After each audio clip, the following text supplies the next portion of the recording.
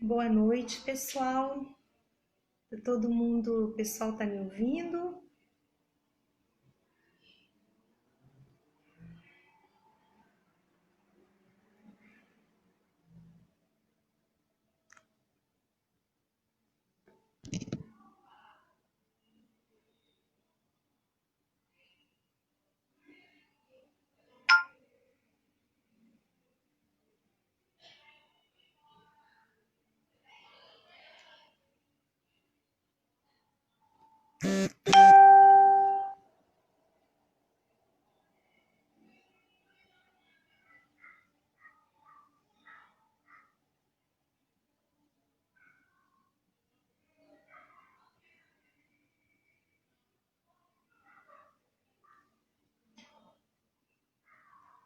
Ei, mãe, boa noite.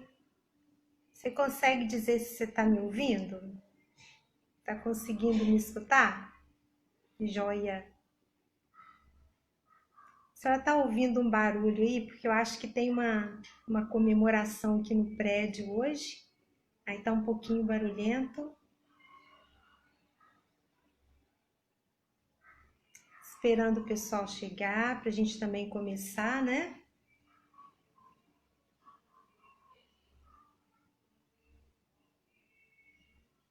Bom, a gente vai começar porque nós estamos na nossa hora, então a gente vai iniciar nossa atividade de hoje e para que a gente possa começar dando boa noite aí para todo mundo que está chegando, Mirela, Cássio, todo mundo que está chegando para a gente poder compartilhar, né? Uma reflexão, uma breve reflexão.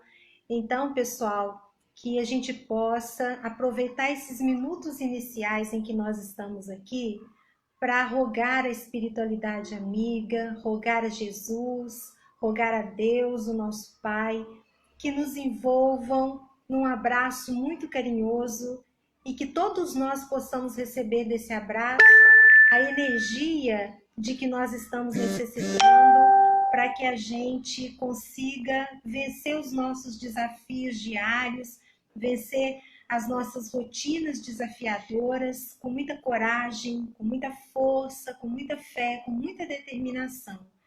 Então, que Jesus possa nos abençoar e que essas palavras iniciais representem a nossa pequena oração.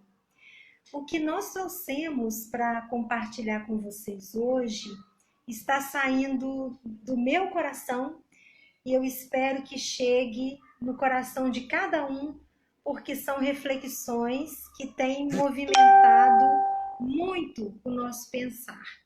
E para que a gente consiga buscar o fio da meada da conversa da noite de hoje, eu quero convidar todo mundo para a gente voltar à época de Jesus, acompanhando a narrativa de Humberto de Campos no livro Boa Nova, no capítulo 10 mais especificamente, quando Humberto de Campos vai contar para nós tudo o que aconteceu antes de um diálogo muito famoso ocorrido entre Jesus e Simão Pedro.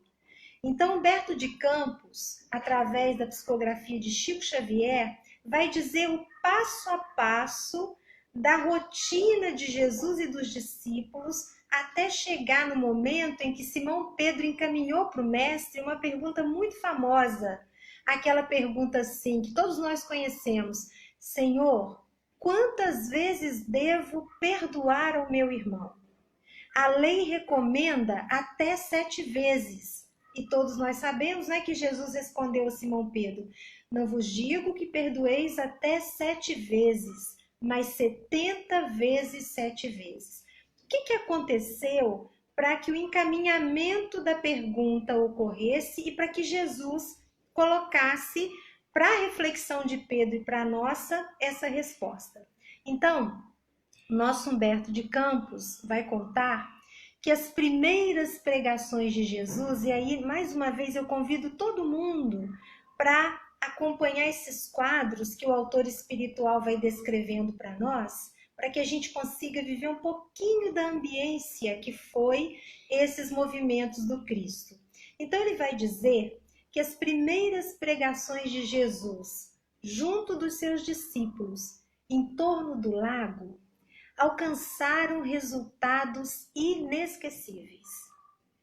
Porque eram enfermos do corpo e da alma que procuravam Jesus e que saíam dali com o coração reconfortado, com as suas ansiedades acalmadas, com as suas angústias encaminhadas. Eram trabalhadores humildes que vinham de todo canto e que, ao ouvirem a fala de Jesus, também saíam conversando entre si, esperançosos, porque ouviram falar de um reino que, embora não compreendessem muito bem, já conseguiam entender que não era um reino deste mundo. Mas toda essa movimentação positiva da divulgação da Boa Nova naturalmente despertou a irritação, o incômodo por parte dos judeus mais rigorosos. Então, alguns viam na figura de Jesus um revolucionário perigoso que precisava urgentemente ser combatido. Os senhores de escravo acompanhavam a conversa dos seus servos, que falavam entre si sobre esse tal reino de Deus, que não compreendiam muito bem, e olhavam desconfiados, entendendo que Jesus fosse, na verdade, um conspirador vulgar, e que esse conspirador vulgar queria levantar a ira da multidão contra Herodes. Os mais egoístas enxergavam naquele profeta abençoado um feiticeiro comum que devia a todo custo ser evitado. E aí Jesus, então, nesse clima de desconfiança e de divergência, estabeleceu um roteiro de viagem em que ele sairia com seu grupo de Cafarnaum até a pequenina cidade de Nazaré. E Jesus compreendia a dificuldade daquele momento, porque já antevia o que aconteceria quando chegasse em Nazaré. Alguns adversários mais tenazes do mestre se anteciparam a ele, chegaram à região antes e começaram a espalhar notícias falsas. A gente lembra, né, pessoal, das fake news que já aconteciam naquela época. Então começaram a espalhar notícias falsas a respeito de Jesus, da conduta dele, atribuir a ele falas que não lhe pertenciam, no intuito de neutralizar todo o trabalho do mestre quando ele chegasse até ali. E aí, Jesus, entendendo a delicadeza daquela situação, ele vai falar apenas o necessário e agir em todas as circunstâncias, aproveitando aquelas adversidades todas para transformar a dificuldade em lição para quem o acompanhava. Isso acontecia com Jesus. Mas com os discípulos ocorreu o oposto. Enquanto Jesus analisava a situação, falava pouco e agia, os discípulos tomaram para si o objetivo de advogar a causa do mestre. Então, Filipe e Simão Pedro, por diversas vezes, foram surpreendidos em discussões ríspidas com os senhores da região, tentando defender a espiritualidade enorme, superior de Jesus e recolhendo de volta sorrisos irônicos, deboches, palavras grosseiras. André, se juntando a Filipe e a Simão Pedro, também queria reforçar a grandiosidade de Jesus, se envolvendo em embates verbais extremamente agressivos. Levi queria debate público e assim os discípulos estavam vivendo um clima de muita tensão, a ponto de Tiago, por exemplo, acusar André de ser um encrenqueiro, um procurador de problemas, um mal entendedor da palavra do Cristo. Então as divergências começaram a acontecer dentro da comunidade dos discípulos. Então, notando que era chegada a hora de sair de Nazaré e retornar a Cafarnaum, o mestre ordena que o grupo empreenda a viagem de volta. E durante aquela viagem, as acusações permaneceram entre os companheiros de trabalho, que ao mesmo tempo que acusavam um ao outro, observavam a postura serena de Jesus e se perguntavam por que o mestre está o tempo todo em silêncio. E assim foi o caminho de volta. Até que num determinado instante, Filipe e Simão Pedro, observando que Jesus estava mais quieto e um tanto afastado do grupo, resolveram conversar com o mestre, questionar a respeito daquele silêncio e até mesmo colher algumas orientações. E aí eu vou pedir licença a vocês, pessoal, para a gente compartilhar o diálogo que Humberto de Campos nos oferece nesse capítulo 10 do Boa Nova, que fala muito de perto ao nosso coração. Porque as perguntas que os discípulos vão colocar para Jesus e, sobretudo, as respostas, elas, na verdade, quando a gente consegue organizá-las, elas se tornam um pequeno roteiro de convivência, de relacionamento. Então, quem começa, quem abre o diálogo com Jesus é Simão Pedro. E ele vai dizer assim ao mestre: Mestre, muitos disseram que o Senhor era um servo de Satanás. E como o Senhor não disse nada, nós assumimos a sua causa. E Filipe emenda na fala de Pedro, dizendo: Pois é, Senhor, como o Senhor não retrucava, nós nos sentimos no dever de defendê-lo diante dos outros. E os dois diziam isso, pessoal, com uma sinceridade muito ingênua, como quem pensa assim: Jesus vai ficar muito satisfeito conosco, com a nossa fidelidade, com todas as dissensões e discussões que nós organizamos por conta dele. E aí Jesus olha para aqueles dois companheiros, né, e envolve os dois num olhar amoroso, mas a forma como ele se dirige aos dois, eles já percebem que vem puxão de orelha. E Jesus vai dizer para eles assim: a melhor réplica, veja, pessoal, sobretudo nos dias de hoje, se essa fala que Jesus encaminha a Simão Pedro e Filipe, ela não cabe dentro do nosso coração e dentro do nosso pensamento. Pois aí então Jesus vai dizer assim: a melhor réplica é sempre a do nosso próprio trabalho, do esforço útil, o quanto nos seja possível. De que serviriam as longas discussões públicas se ao final delas teríamos apenas menores possibilidades de um ambiente de fraternidade? E aí, Jesus vai dar o fechamento dessa introdução da conversa, nos convidando a pensar profundamente, porque ele vai dizer assim: só devemos dizer, e aí eu vou repetir as palavras de Humberto de Campos, né, do nosso narrador, com bastante calma.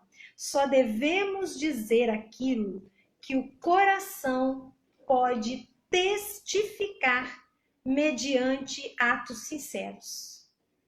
Porque, de outra forma, as afirmações são simples ruído sonoro de uma caixa vazia. Então, a gente fica, né, pensando aí nessa afirmativa de Jesus. Os dois discípulos, acompanhando aquela fala, um deles, Filipe, na verdade, e Humberto de Campos vai dizer que Filipe volta-se para Jesus quase com mágoa. Eu acho muito interessante essa observação, né, de Humberto de Campos, quase magoado com Jesus, porque ele esperava um elogio e Jesus deu um puxão de orelha. E aí ele vai virar-se para o mestre e dizer assim: Senhor, a verdade é que enquanto o Senhor pregava em Nazaré, todos aqueles que ouviram o Senhor disse, ao final, pelas costas, falavam mal do Senhor.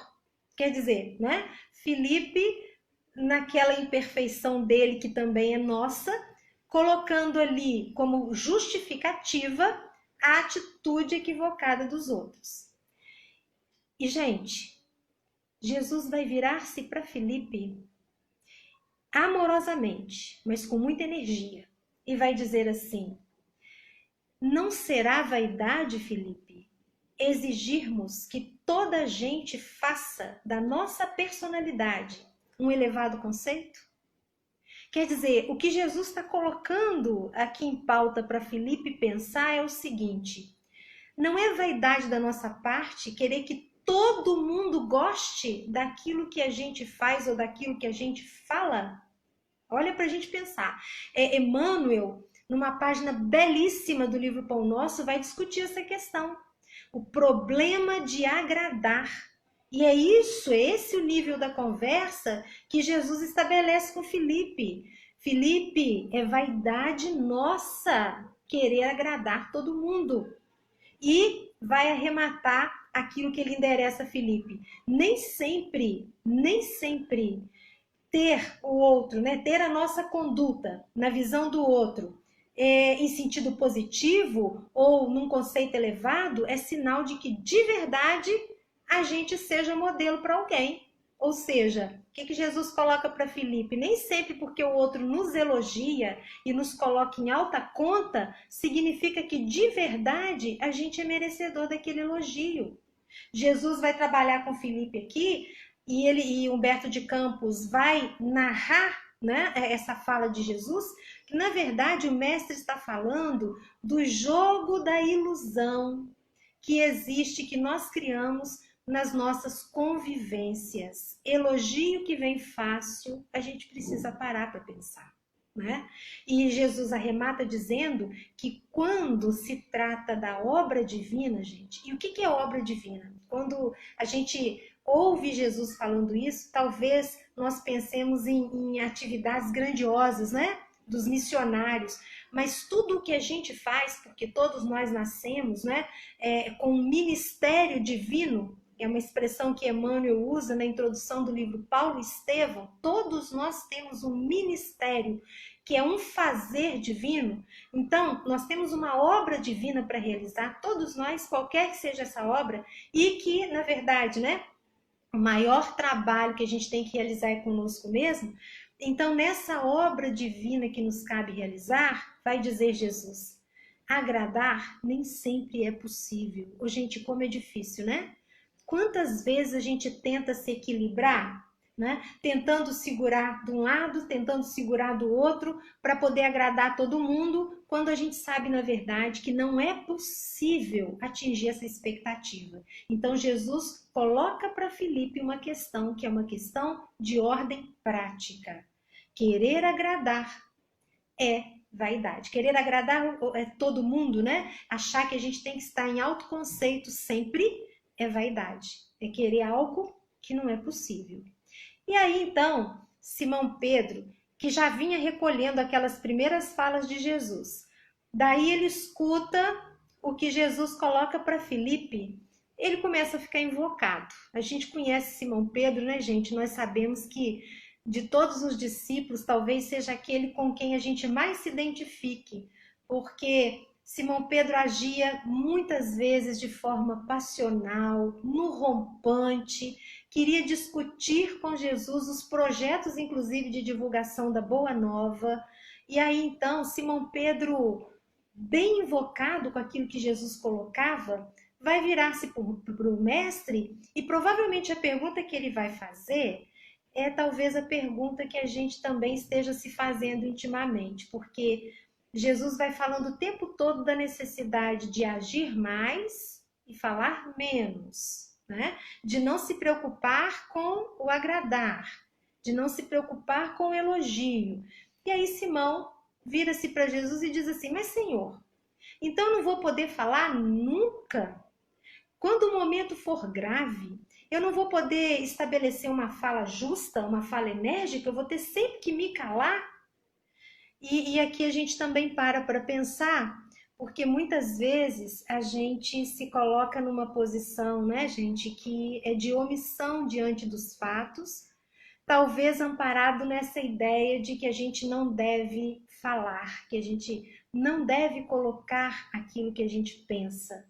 Mas olha a resposta que Jesus oferece a Simão Pedro e que oferece a nós. Jesus vai dizer assim, em toda circunstância, Pedro, naturalmente que se diga o necessário. Quer dizer, é importante importante, em qualquer circunstância da nossa vida, que a gente fale aquilo que seja necessário falar. O problema talvez seja uma questão que a gente precise pensar mais e trabalhar mais. O problema está, e Jesus conclui aqui, mas é imprescindível também que não se perca tempo. Ou seja, a gente se coloca, a gente se posiciona, e nós estamos falando isso, gente, sempre no clima do respeito, sempre no clima do respeito.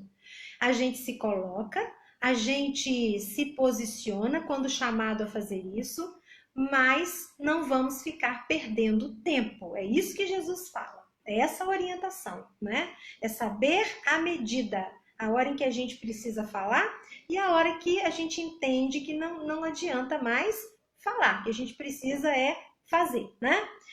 E aí, então, Felipe vai entrar num momento, para encerrar aqui a narrativa de Humberto de Campos, Felipe, vendo as orientações de Jesus, mas querendo ainda, né, embora ele entendesse os ensinamentos do mestre, ele queria mais, porque ele não conseguia, em profundidade, sentir tudo aquilo que Jesus falava, então ele estava buscando mais. Ele vai entrar no que nós chamamos aqui, quando nós fizemos a leitura dessa página, de um momento fofoca. Porque ele já vinha cutucando Jesus desde antes, né? Falando que quando Jesus pregou em Nazaré, as pessoas diziam mal dele. Então agora ele vai se voltar para o grupo, para a comunidade dos discípulos. E aí ele vai dizer assim: Jesus, eu entendo que os seus ensinamentos são inquestionáveis, mas Senhor, essa viagem de Nazaré a Cafarnaum e de volta, né? E de Nazaré a Cafarnaum e de Cafarnaum a Nazaré, né? Essa ida e essa volta mostraram que alguns companheiros são extremamente insuportáveis de conviver. E aí começou a apontar.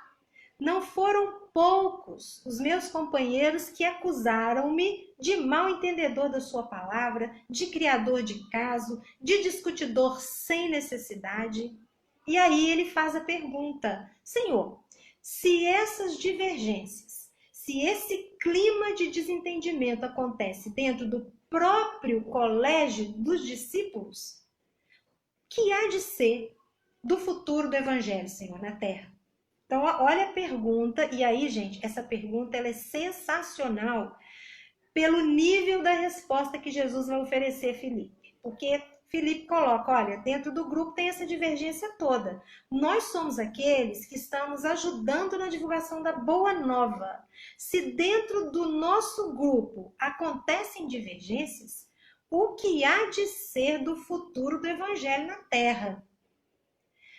Nesse momento, Jesus, que vinha respondendo imediatamente as perguntas que eram colocadas para ele, fica meditativo. E aqui a gente, como leitora, né, fica pensando, Jesus ele não fica calado porque não soubesse a resposta. Pelo contrário, né?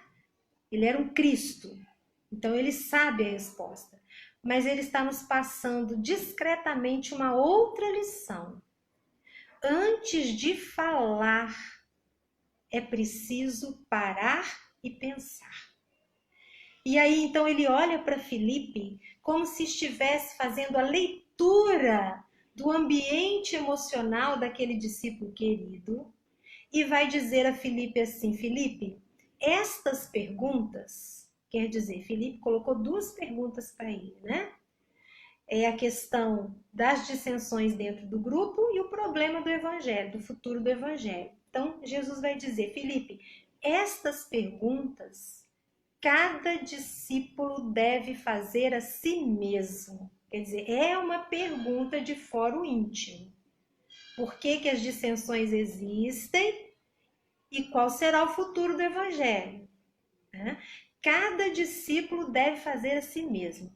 A mim, Felipe, cabe perguntar a você: você já implantou o reino divino no coração? Acho que Felipe ficou completamente sem graça aqui, pessoal. Dá para a gente perceber isso na narrativa de Humberto de Campos, porque Felipe ficou em silêncio. E Humberto de Campos não coloca isso, mas a gente fica interpretando ali que provavelmente ele até gaguejou para responder, porque ele estava depositando a responsabilidade externamente. Jesus faz um convite para que ele volte para dentro dele mesmo para observar o futuro do evangelho a partir daquilo que ele estava fazendo. Né? Que se ele já havia, né, cuidado de plantar esse reino dentro do seu íntimo, no seu íntimo. E aí ele vai responder muito discretamente que não havia conseguido fazer isso ainda. E aí Jesus, né, que é amoroso, mas nem por isso deixa de ser enérgico, ele vai aproveitar que ele conseguiu mexer no coração de Filipe, que ele conseguiu fazer Filipe tremer naquele instante com aquela resposta, e vai arrematar dizendo assim: se nos labores da vida um companheiro nos parece insuportável, Filipe, é possível que também algumas vezes sejamos considerados assim pelo outro. É muito interessante, gente, a forma como Jesus coloca para Filipe de onde é que as coisas têm que partir. Porque, conforme a gente disse, né? Ele olhava externamente. E Jesus mostra, olha, se você enxerga o outro como insuportável, tenha certeza de que muitas vezes você também é insuportável para o outro. E a gente tem essa dificuldade dessa percepção, né? É sempre o outro e a gente não. A gente vai seguindo. E aí, é nesse momento que Jesus vai falar sobre perdão, vai dizer da necessidade de aprendermos a perdoar, e aí Simão Pedro entra com aquela questão que todos nós já conhecemos com relação a quantas vezes devo perdoar ao meu irmão. A gente vai deixar a narrativa de Humberto de Campos aqui e nós vamos buscar a fala de Jesus para Filipe quando ele pergunta a esse discípulo se ele já havia implantado o reino divino dentro de si, né? O reino de Deus dentro dele.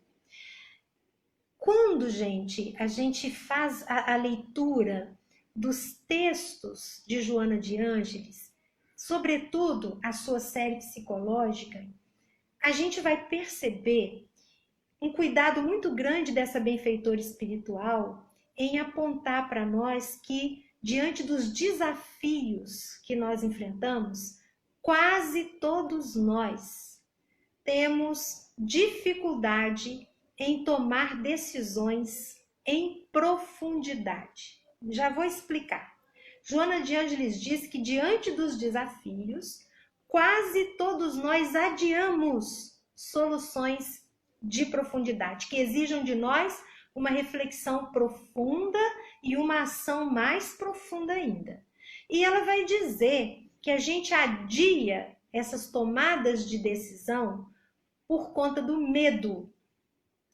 Medo de, ao olhar para dentro de nós conseguirmos encontrar as causas de todas as emoções de raiva, de mágoa, as angústias, as aflições, as inquietações. Então a gente tem medo de encontrar essas causas, de buscar essas origens, e a gente tem medo, diz a benfeitora espiritual, que ao encontrando essas causas, elas exijam de nós uma decisão firme. Então olha o que ela coloca, né? Nós temos medo de localizar em nós a origem, a causa das emoções que nos adoecem, e nós temos medo também de, ao encontrar essas causas, a gente inconsciente ou conscientemente guardar a certeza de que a gente precisa tomar uma atitude, tomar uma decisão.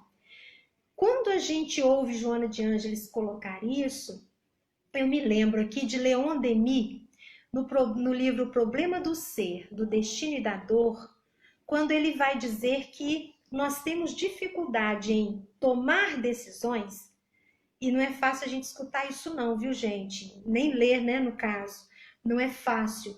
Mas Leon Denis vai colocar pra gente que a gente tem dificuldade de tomar essas decisões porque nós nos habituamos a repetir experiências de erro com as mesmas pessoas e frequentemente nas mesmas situações, nos mesmos contextos. Ou seja, na verdade, o que Leon Denis está colocando é que a gente atende muitas vezes, mais do que deveríamos, aquelas vozes interiores que somos nós mesmos, que foram formadas a partir das nossas diversas existências. A gente vai atendendo a essas vozes do passado que dizem pra gente assim, repete essa experiência. Você já conhece esse caminho aqui, você já sabe como é mais confortável, porque é conhecido, né? Então a gente vai mantendo um elo psíquico, uma fidelidade psíquica às nossas histórias do passado. E aí, como elas são, conforme a gente disse, né? Conhecidas, o caminho conhecido é um caminho que nos traz a chamada zona de conforto. E para sair dessa zona de conforto, é realmente necessária a atitude firme. Por isso, Joana de Ângeles é muito clara em dizer que todo o processo de enfrentamento íntimo, na verdade, é um processo corajoso que a gente empreende.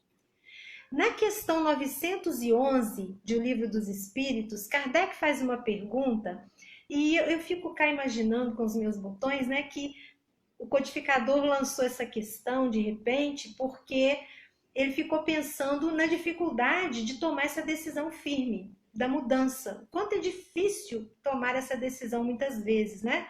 E aí ele faz essa pergunta aos benfeitores espirituais. Ele vai assim, devagarinho, né? Vai pelas beiradas. Ele começa a pergunta assim, bem devagarinho, para no final ele chegar onde ele quer. Então ele vai dizer assim, não existem paixões, ele começa leve, não existem paixões de tal maneira vivas e irresistíveis que a nossa vontade se torna impotente para superar essas paixões?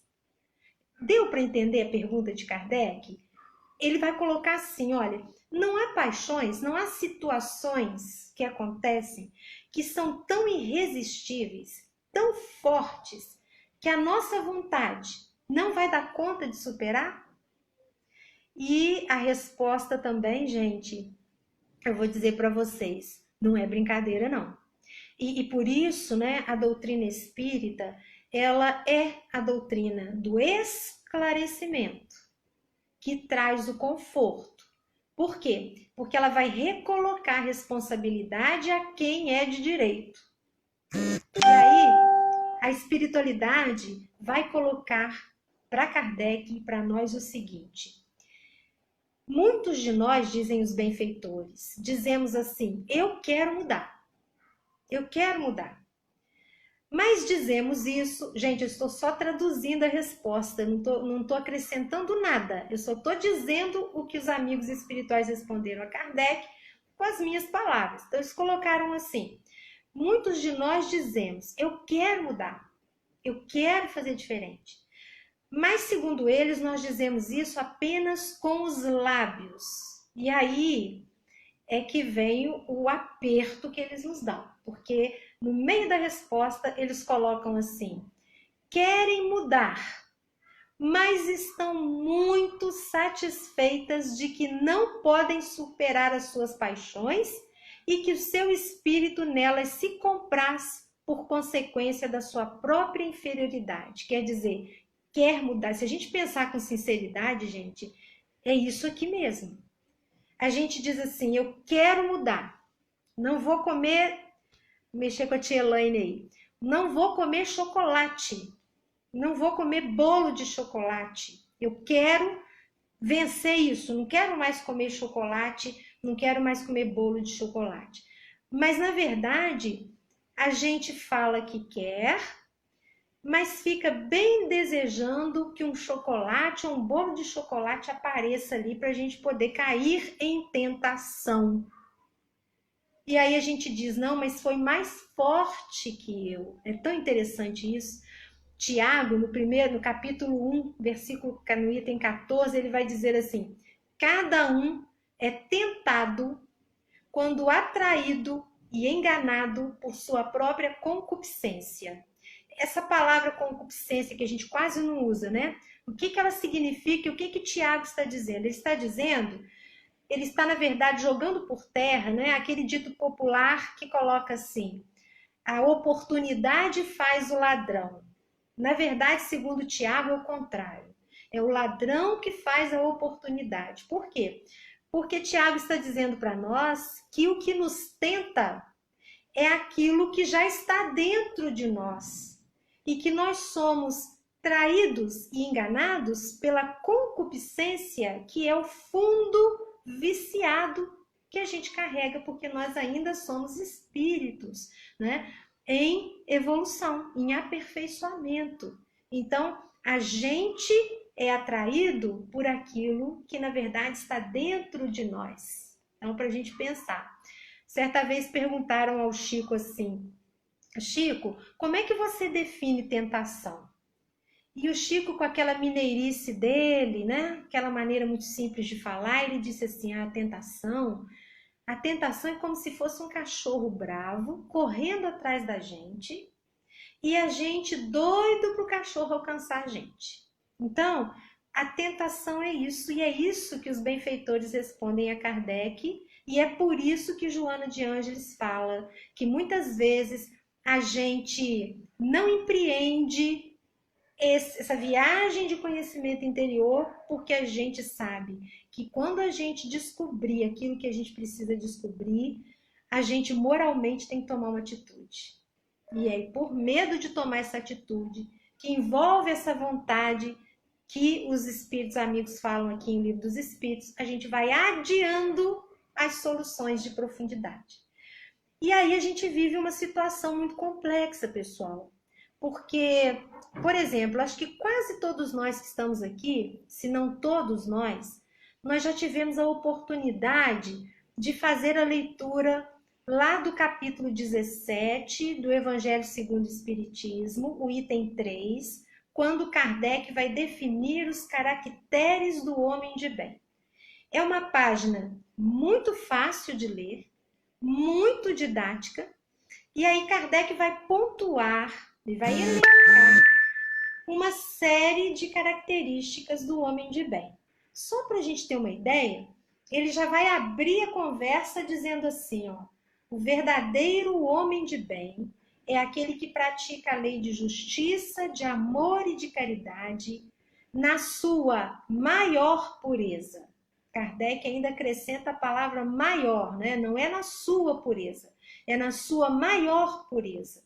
E se pergunta, ao final do dia, se não violou uma dessas leis, se não deixou de praticar o bem em alguma circunstância. E aí ele continua. O verdadeiro homem de bem tem fé em Deus, na sua soberana bondade e na sua sabedoria. Tem fé no futuro e, por isso, coloca os bens espirituais acima dos bens materiais. E aponta mais uma.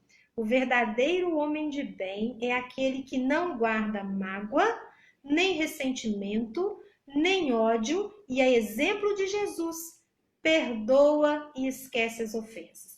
Gente, eu falei o quê? Umas 3 características, né? Acho 3 ou 4 características do homem de bem aqui. Kardec vai citar inúmeras. E o que acontece quando a gente lê essa página? Quando a gente lê essa página, vem uma sensação, talvez, né, de inadequação íntima tão grande, porque a gente pensa assim, por que eu não faço aquilo que eu sei? Eu sei, eu estou lendo aqui, eu estou estudando.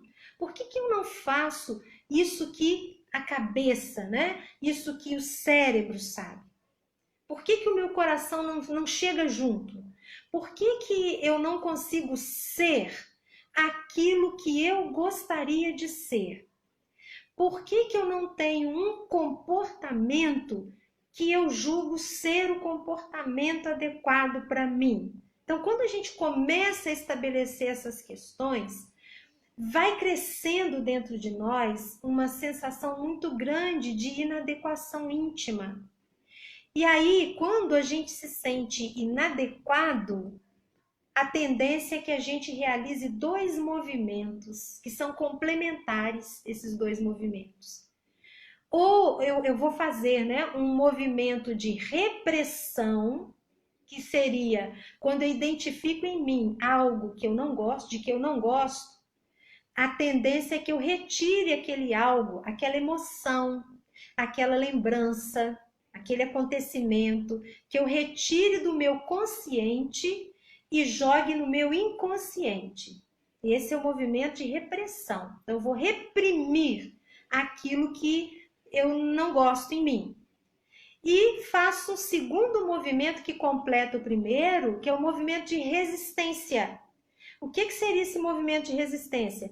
É eu tentar a todo custo, e aí eu vou despender muita energia por conta disso, manter aquele conteúdo de que eu não gosto lá no inconsciente. Então eu vou reprimir, e nesse movimento de resistência eu vou fazer de tudo para mantê-lo escondido de mim, dos outros, lá no inconsciente, o que é uma ilusão, né? O que acontece é que a gente vai despendendo muita energia para tentar reter, reprimir uma situação que a gente não vai conseguir reprimir, porque na verdade esse conteúdo reprimido ele vai alimentando muita coisa que a gente faz, a origem das nossas escolhas, daquilo que a gente pensa, daquilo que a gente fala.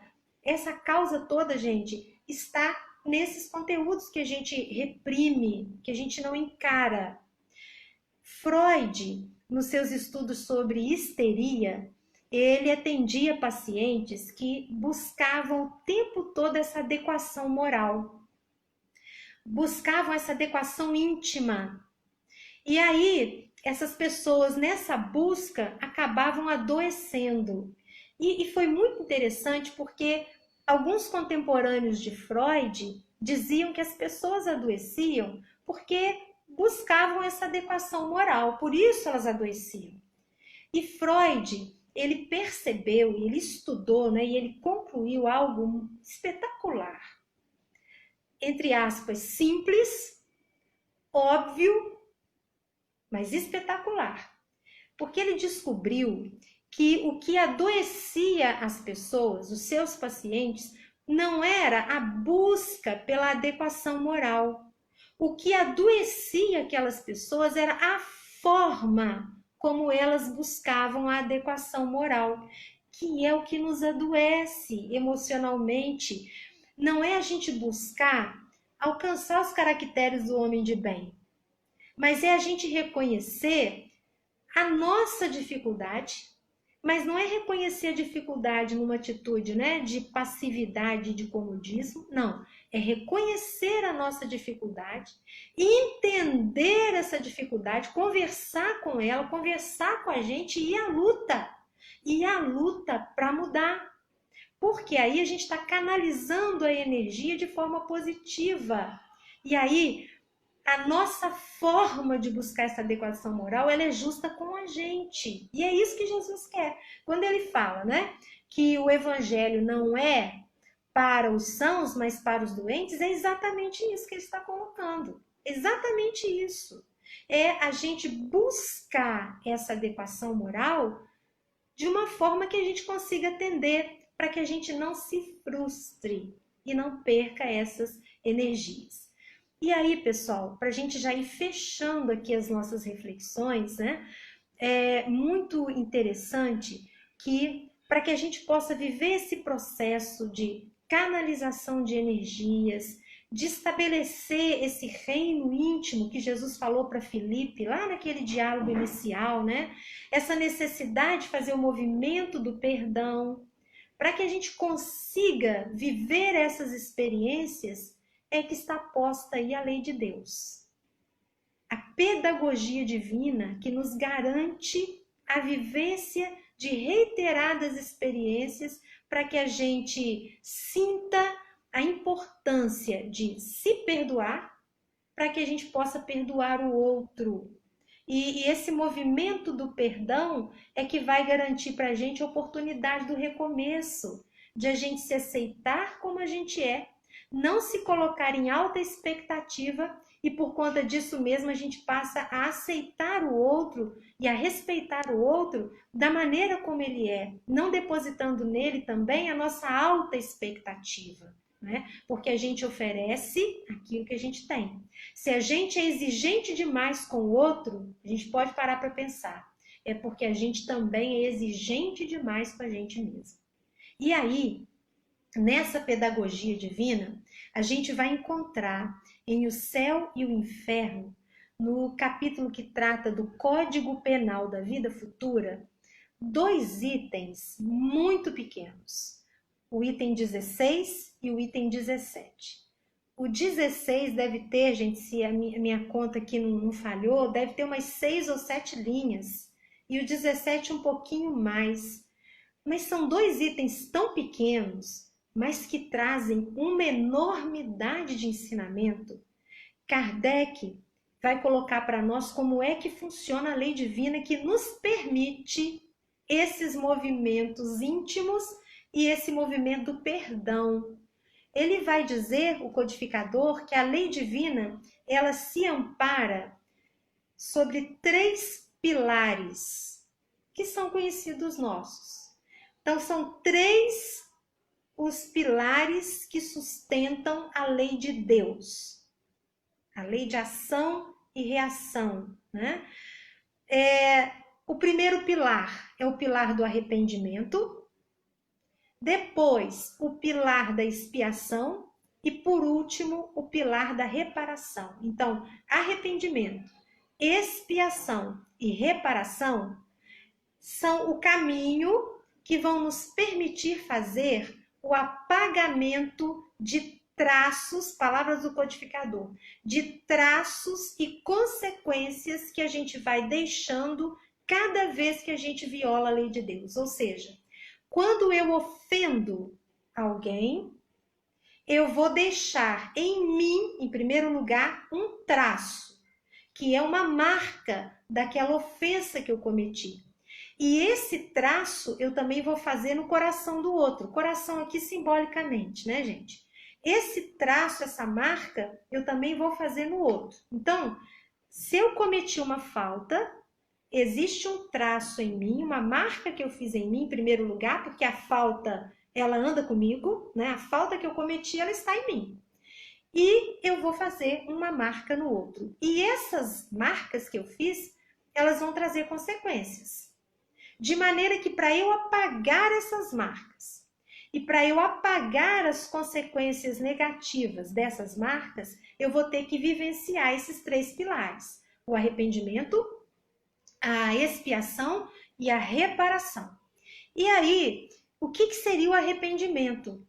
Arrependimento vem do grego metanoia ou metanoia, que tem uma definição muito bonita e que a gente vai perdendo o rumo dessa definição com o passar do tempo. A gente vai essencializando o sentido da palavra arrependimento, banalizando, né? Mas arrepender-se significa originalmente mudança de mentalidade. Mudança de mentalidade que ocasiona mudança de comportamento. Então, a gente banaliza a palavra arrependimento.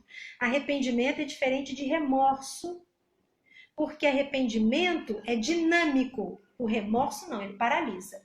A gente tem isso muito bem marcado quando a gente se lembra de Pedro e de Judas. Pedro, quando negou Jesus, ele se arrependeu. E foi um marco na vida de Pedro o episódio da negação.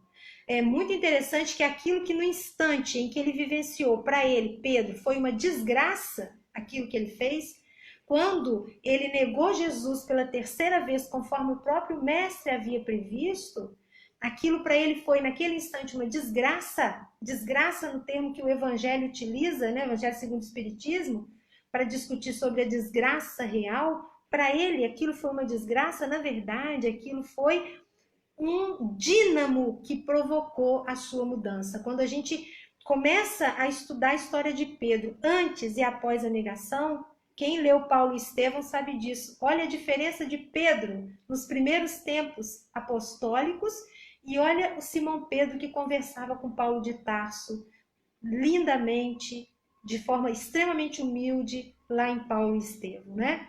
Judas teve remorso e o que aconteceu com esse nosso companheiro a gente já sabe, né? Então, arrependimento é isso. Arrependimento vai me proporcionar a oportunidade da mudança de atitude. Mas só o arrependimento não basta. Eu vou precisar ainda, para pagar o traço e para pagar as consequências, eu vou precisar passar pela expiação, que a gente conhece bem, que a Terra está vivendo essa transição aí, né? Nós já estamos nessa passagem, mas a gente viveu e vive ainda, né? A expiação. O que é expiar? Expiar é a providência divina nos colocar no lugar daquele a quem nós ferimos. Como assim? Quando a gente de repente ofende alguém, fere alguém, a gente de repente não se dá conta de enxergar aquilo que a pessoa conseguiu enxergar da perspectiva em que ela estava. Então, expiar é a gente ter a oportunidade de ocupar o lugar que aquele a quem nós ofendemos ocupou em algum tempo, para a gente poder enxergar as coisas da perspectiva dele, a forma como ele sentiu e viu aquela situação que nós colocamos, né, na conta dele. Aí, gente, a gente começa a pensar assim, a doutrina espírita é muito positiva, né, nesse sentido, que, na verdade, as pessoas que nos fazem, entre aspas, mal, são instrumentos da pedagogia divina, para que a gente tenha a oportunidade de expiar aquela falta que nós cometemos. Aí a gente entende com toda grandeza, né, o que Joana de Anjos diz quando ela coloca assim, e todos nós conhecemos essa fala dela: o mal que me fazem não me faz mal.